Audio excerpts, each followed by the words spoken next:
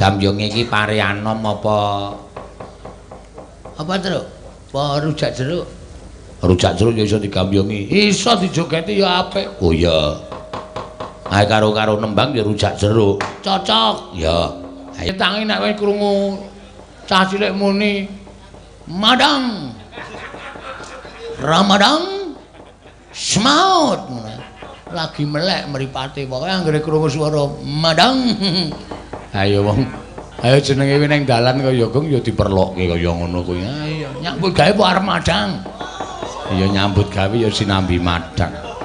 Diji sing sethi to, stagen ya kenceng. Ha, bangkeane ketok cilik. Ha iya, jarik ya dikencengke. Ha iya.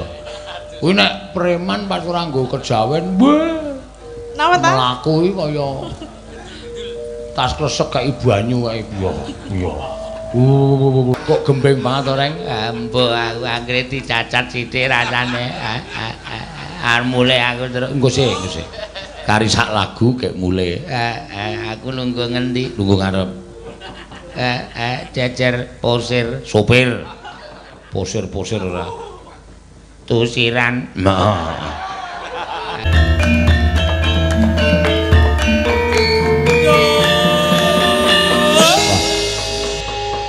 Oh, Reng. Lah tok undang kok nganggo gendhing ki mau anggere sak wis krungu. Ya ora, lawang omah tak jengglengke. Terus mlayu goleki kowe, aku terus wis sasmita to nek mlebu srepek ki mesti kowe ngundang aku. Ha iya. Bagong barang ya terus serikat ya, Gong. Wah, sapa-apa tak glimpangke. Ming selak kepengin goleki kowe. Wah, apa iki truk acarane? Iki panjenengane Bapak Haji Wakidi ST nggone mala kramakake wayahe. Wah. Putu tunggal. Mergo putra putrine Pak Wakidi tunggal iki ya ming siji menyang Ibu Hajah Ari Sri Wahyuni SEMM. Panjenengane minangka dadi wakil ketua DPRD Kabupaten Trenggalek. 4 periode, Gong. Luar biasa. Bapak Haji Wakidi ya minangka dadi ketua DPD Partai Golkar Kabupaten Trenggalek. Wah, muga-muga diparingi sehat ya, Tru. Iya. Jaman semono nimbali awake dhewe utusan baru utusane kondur terus ngebel kuwi isih sehat. Heeh. Nek ya pancen sing jeneng Bejo Cilaka sugih miskin, sehat lara iki paringane sing gawe urip. Iya, disyukuri apa-apa disyukuri, Tru. Iya. Ora kena gresula, pancen kudune ngono. Sinambi nyuwun marang panguwasaning Gusti supaya pinaringan waras. Heeh. Ngono, Gong. Heeh, kudu ngono. Iya. Pokoke sing tabah sing ikhlas. Iya. Menyang Bapak Haji Wakidi kudu iso nampa kanthi lahir batin sinambi anggere salat terus nyuwun karo kersane Gusti pinaringan waras. Gusti ki Maha Adil. Iya.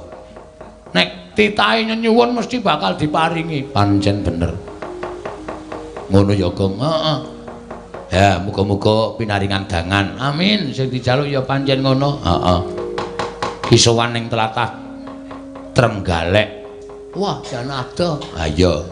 Kene akeh Kyai dalang sing apik kok. Ya kersane Pak Haji Wakidi ngono ya ademe kari manut. Ya muga-muga ora dadi cuwa penggalihe ya, Tru. Ha iya. Sing dijaluk ya pancen ngono. Monggo diteruske maca layang. Heeh. Ki mau pamundutan saka sapa? Saka Mas Bayu. Mas Bayu Cabita Arsitektur. Heeh, nyuwun Mbak Tiwi Gambyong. Ya ditonton. Ya. Gambyong iki pare anom apa Truk? Apa rujak jeruk? Rujak jeruk ya iso digambyongi. Iso dijogeti ya apik. Oh iya. Ae karo nembang ya rujak jeruk. Cocok. Ya. Ayo. Ayo, Mbak. Ana Pertiwi jumeneng. Ya.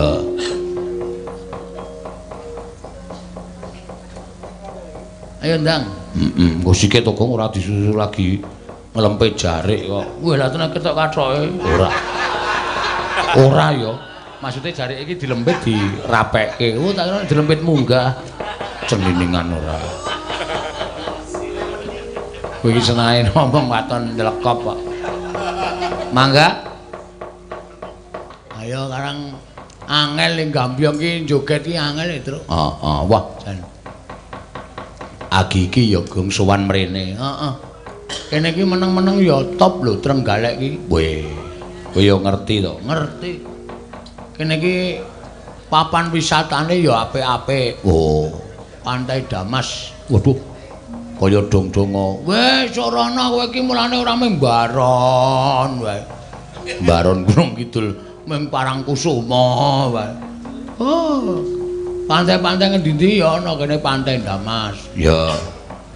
Karanggongso. Weh. Pantai sing ora tau mulih ya ana kene. Lho, kok ora tau mulih ngendi? Pantai Prigi. Oh.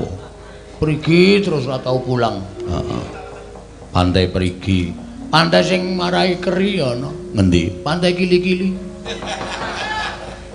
Kili-kili dengkulmu mlocot ya ora. Jenenge iki Pantai Kili-kili ora marai keli. Ayo keri kok keli. Sekarang go kili-kili ya terus. Ayo ya apik kuwi ya. Pancen ngendi papan iki ya duwe anu apa jenenge iki destinasi dhewe-dhewe kok Gong. Heeh. Duwe Ayo saiki arep ngaturke tembang apa? Anake kok anake. Adine Anting. Heeh. Lah kira nek anake Anting. Heeh. Ngawur kok kowe nek tembang. Ayo Mbak. Mbak Raras, ya ta? Raras. Nggih. Mbak Raras Hapsari sapa dido banget. Ya wis ora apa-apa. Iki ya putrane Mas Sun Gondrong. Oh iya. Loro kabeh iki, heeh, ora masalah. Karang sing Anting iki sekolah ning Yojo ning isi dadi mbangane mula-mule melu bapakne ra melu aku. Ha iya, sing cedhak ya. Ayo jumeneng Mbak, monggo Mbak Raras. Wis turu wae ket mau. Garang ngantuk ayo. Ayo apa ngelih. Kowe iki aneh wong turu iki mesti ngantuk. Ya. Nganjuk. Wah, ngawur wong ora dong iki kok. Bagong kowe takon aku laladan kene iki ya ora ngerti. Aku mau ki numpak apa? Numpak bis. Numpak bis? Heeh. Neng jero bis apa ora kematke dalan ana plang-plang. Ora aku neng jero bis turu. Tangi-tangi ya wis tekan pelataran ngarep kuwi. Dadi wis ora ngerti alang mujure liwat endi. Petruk yang turu nang ngebis. Nek letangi nek wis krungu cah cilik muni Madang. Ramadang. Semaut. Lagi melek mripate pokoke anggere krungu swara Madang. Ayo wong. Ayo jenenge ning dalan kaya Gong ya diperlokke kaya ngono kuwi. Ayo nyambut gawe po arep madang. Ya nyambut gawe ya sinambi madang. Heeh. Wah, apik iki mau jenenge Mbak Raras Hapsari Kertanyana Medhot Janji. Ayo. Senengane nek jenenge wong itu ngawur. Ayo dibacutke. Ya. Aja nganti kedawa-dawa. Mau limbukan wis sak pol-pole. Iya. Sak pol-pole tenan wis nganti jam 1. Ha iya. Ayo no. Wah, ngres-resi to kajen. Ora apa-apa wis. Ya. Ayo Tin, ditembangke pisan neh apa ping pindho neh gek. Ah, Jan. Ya, ya. Cuman Pak. Hah? Ngadeg. Ah iya no. Ora. Mbut gawe kok arep ming deprok wae. Teneh tukul suket ngisore. Lah kok iso mboten nandur lho. Sing jeneng lemah ki nek dinae anget-anget dideproki terus ki subur. Lemahe dadi gembur. Ah iya. Mboten enten winine kok. Hah? Mboten enten winine. Ah mbok menawa ana. Nek ra tukule wis ana. Ah iya. Ora ana winine. Ayo, nembang apa? Ya. Nggih. Pelok napa nggih? Pelok barang. Barang sakniki pelok bem mawon. Pelok bem. Ya, apa tok bawane? Ya lali janjine, Pak. Hah? Lali. Lali apa? Janjine. Oh ya, lali janjine tak kira nek lali tembange. Tiwas ngadeg kok lali tembange. Ha iya. Di bawane? Heeh. Nggih. Rinoso. Napa bawane niku napa sing bungkek-bungkek. Surat didisko. Ayo diaturake monggo. Dina Minggu kang tak anti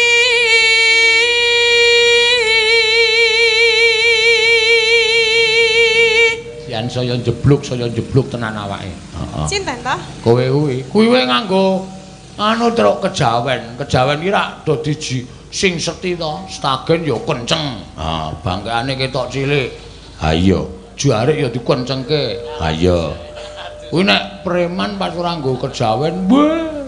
Napa ta? Mlaku iki kaya tas kresek kaya banyu kae iya. Iya. Jenengan kok ya nggatekke. Ah, ya aku iki seneng nggatekke wong mlaku. Anggere tak matke ngono kuwi buru-buru. Apane sing buru-buru? Embo. Wong engko nak Jenengan ngematke nggo napa? Nggon awak. Awak. Awakmu iki kelemon. Napa nggih to? Wah, wis nek Belum ya? Lemuhe cilaka lho tenan. Awak ambegane sesek. Mergo pembuluh jantung ki ditekan oleh lemak. Ah, cilaka. Ya kula kan kaya tiwik niku. Aja. Lah Aja nek kaya tiwik, ya siramu gedene ra jamak-jamae. kepengin ndas tok ya. Heeh, tenek kaya pentolan korek. Ha iya. Lah terus kan kaya sapa? Ning kari ngedreske. Ayo ya disuda sithik awake iki poso. Nggih. Apa kowe njaluk cara supaya wong wedok iki gampang kuru? Napa? Carane napa? Bojomu kon rabi meneh. Langsung kuru tenan yakin. Yakin to iki? To omong ya. Langsung susut. Heeh. Sak utek. Masa ya kudu ngono ora ana cara liyane po? Olahraga. Olahraga? Ah, Push up. Ora mung push up. Lah napa? Sing dipengke kok mung push up, mlayu-mlayu, mlaku ora sanggo sandal. Ora sanggo kaos. Lho. Oh. Ora sanggo sandal, ora sanggo kaos. Kaos kaki kowe iki lho ngerti teruse kok, Truk. Kaos kaki, ora nggo sandal, ora sanggo kaos kaki, men sarap-sarap kaki iki kena krikil padha karo dipijet refleksi. Pembuluh darah lancar. Kowe ora adong kok. Kaos apa rumasamu? Kaos dhuwur, ateneh. Kaya Bagong kuwi.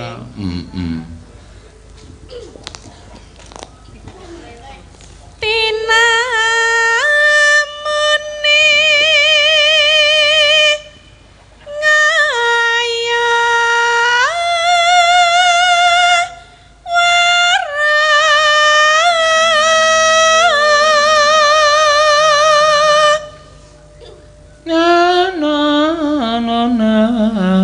Anene jebul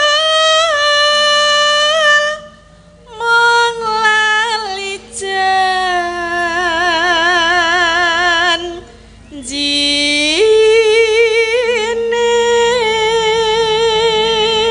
anane pijer anane pijer maya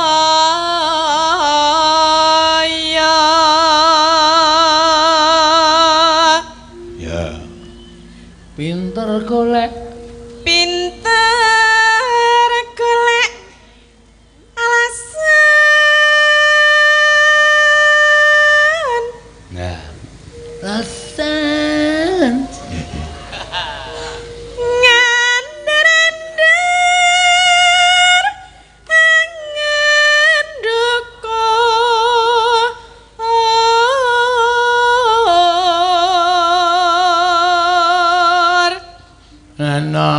neno tak dung tak ndang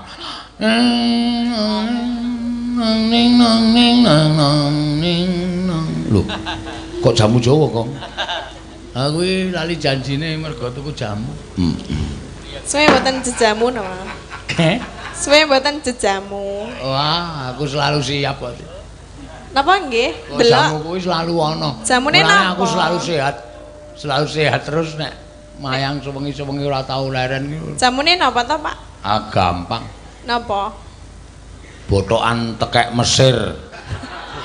kudu Mesir Ha iya kok kudu botokan tekek Mesir arep golek nendi ora. Aku jamu takoni rahasia. Mah. Mbok menawa ya aku ya ben kuat ngono lho. Aja. Lah ngapa? Wah, wis malah ora apik.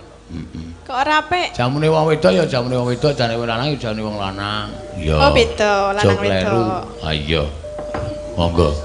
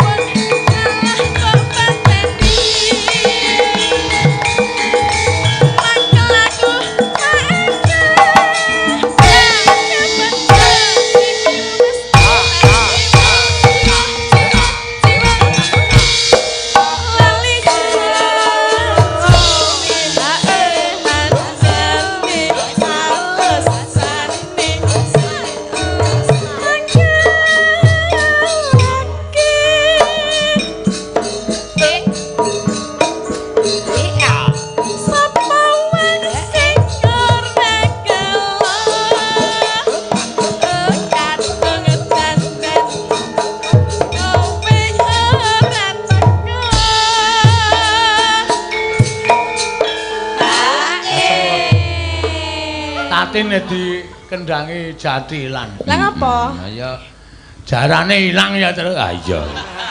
Lah ndi aku ora nganggo jaran lho. Mlayu. Lah ngapa Lah mlayu? sing numpaki gedene semono ya gila jaran kepange. Oh, ngono. Padahal aku ora nganggo jaran lho. Ah iya. Nganggo wae, ngerti apa piye? Nganggo. Ah iya. Jan-jane kowe ning ngendi?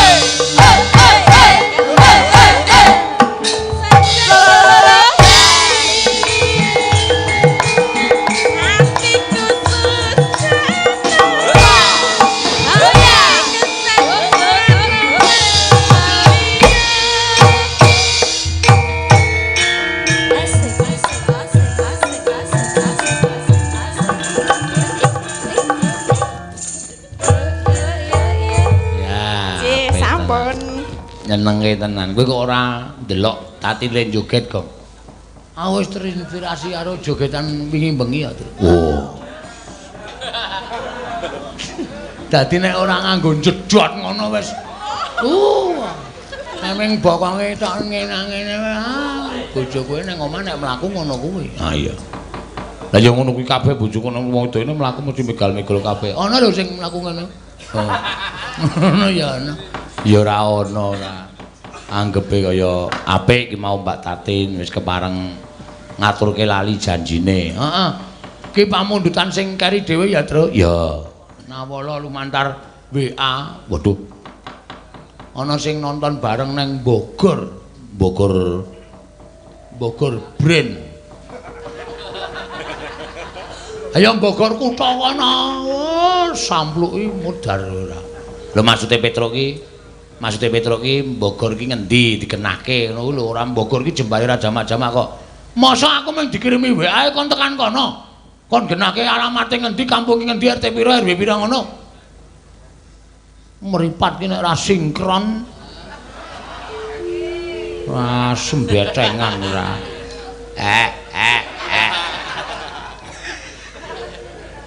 Kok gembeng banget orang? Mbok aku anggere dicacat sithik rasane. Mulai aku terus engko sih. Kari sak lagu kek mulai. Aku nunggu ngendi? Nunggu ngarep. Cecer posir sopir. Posir ora. Tusiran. Wedi aku nganggo kacamata riben terus. Ya wis ora apa-apa. Yo Komplitke wae, Gong. Heeh, kembang rawe Ika Ani ya. Terus karo sapa? Tiwik wi. Ya, tiwik meneh. Ora apa-apa. Gedhe, rada cilik, cilik. Ah ya. Iki kaya percontohan sejarah Pithecanthropus erectus. Dadi saka munyuk menungsa terus menungsa banget. Ah iya. Munyuke sing gedhe dhewe. Oh iya. Ayo iki. Ha. Nah, iki perjalanan manusia iki kaya ngene iki, Tru. Ayo perjalanan terbentuknya manusia normal seperti ini. Ya iya. Oh, kayak gorilane teko. Saking pundi, Pak? Perjalanannya saking sing pundi? Saka kana. Ya. Sing normal manungsa sing kene dhewe. Oh. Wah. Dhewe ra normal. Ben. Dibawani sik. Ya. Sing bawa Ika karo Tiwi. Ya. Ani kon umbah-umbah sik. Ya. Umbah-umbah dengkulmu melocot ora. Memanismu hangu jiwat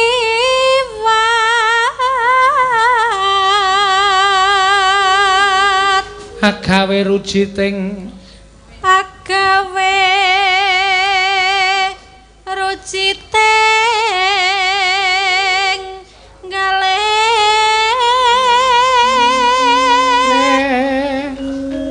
modar ora kowe. Oh ngerti nek sik gender nesu kok. Nek ora padha ning. Ora mesti ora padha meneh pukul bersih. Tong teng. Ha iya. Ngantuk-ngantuk kon genderi ora. Laras semono. Semono cukup ra Ika, ayo. Sepinten? Mana? Laras semono, ayo.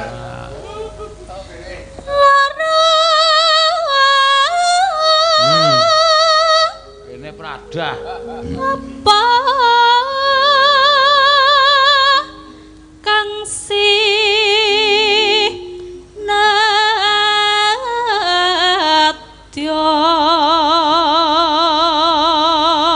upama munduta Rokmini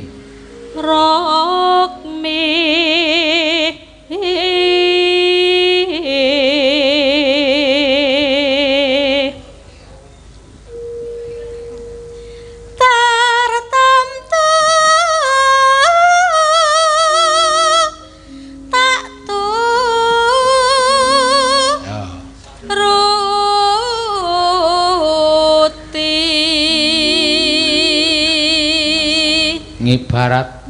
ibarat wong numpak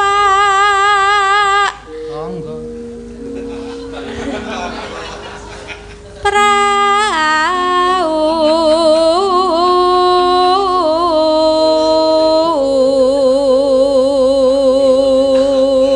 lumampah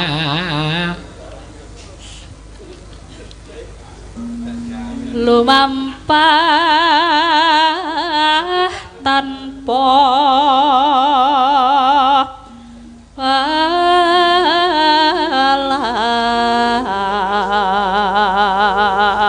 Nek wektune gentenan langsung gentenan ora dadak dijawil. Lali, Pak. Aku iki nek ora dijawil turu. Ing matyaning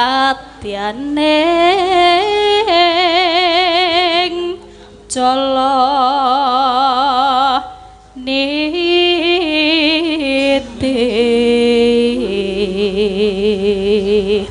temah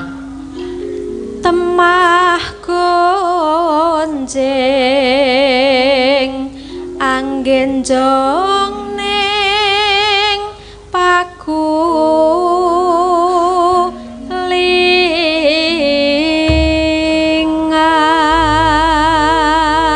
Ya, ayo. Jogete manut ani. Ya modar.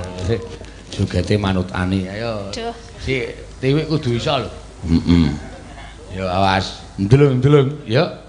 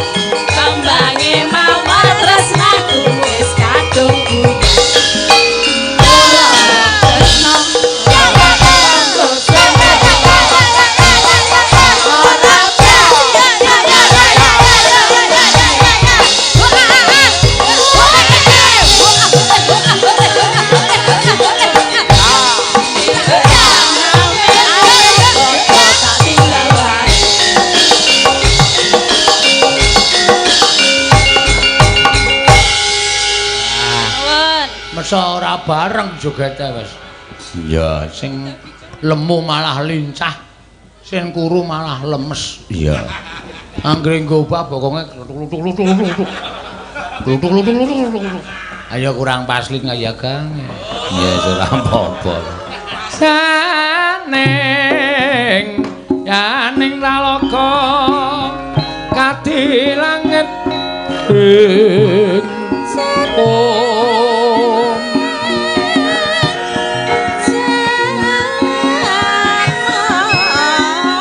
Mambang pantepasulan opamaneka Lintang toya kusumayana sumawur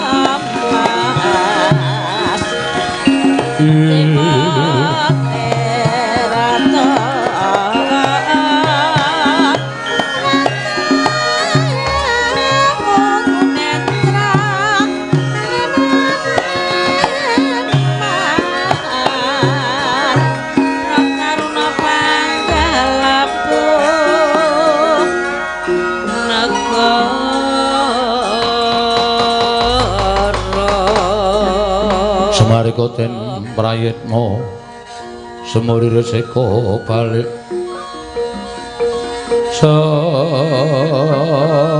semurir seka balik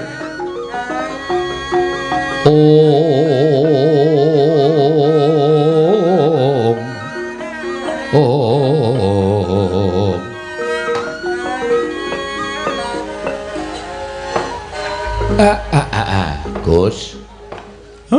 Sampun sawetawis lenggah wonten ing Karang Kadempel. Ndika Ndara dereng kepareng medhar pangandikan Ndara. Ingkang abdi pun Semar kula Cemadung dawuh Den. Nggih Ndara. Ngabdi pun Garing Cemadung dawuh. Nggih Den ngabdi pun Petro ugi Cemadung dawuh. Nggih Ndara ingkang abdi pun Bagong ugi Cemadung dawuh. Gagang Semar. Kula nampa sasmitaning Jawata yen to dewa bakal matedhakake kanugrahan mongko cacahe ora mung siji ganepe ana 3 Gagang Nayantaka mongko Janaka wis tinuding kudu ngupaya kanugrahan nanging kena ngapa enggo seprene kok isih katon peteng paningalku paran menyang endi nggonku bakal nggayu kanugrahan kasembadan lan nurane durung bisa dijagakake Kakang Semar. Semare Koten prayatna samurires